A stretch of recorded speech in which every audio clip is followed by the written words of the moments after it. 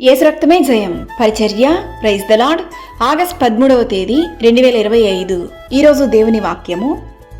అది నీ తలకు అందమైన మాలిక కట్టును, ప్రకాశమైన కిరీటమును నీకు దయచేయును. సామెతలు 4వ అధ్యాయం 9వ వాక్యము.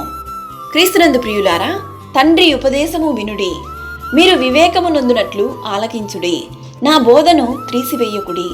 నా కుమారుడా, నీవు ఆలకించి నా మాటలను అంగీకరించిన ఎడల నీవు దీర్ఘాయువంతుడు వగదువు.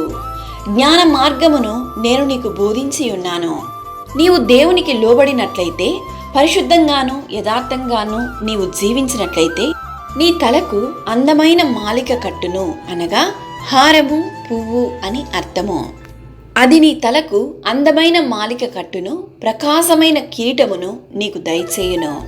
నీవు ఎంతో ఆత్మీయంగా జీవిస్తున్నా అనేక నిందలు, అవమానాలు, వేదనలు, హృదయాన్ని గాయపరిచే మాటల ద్వారా కృంగి ఉన్న నీతోనే దేవుడు ఈరోజు వాగ్దానం చేస్తున్నాడు.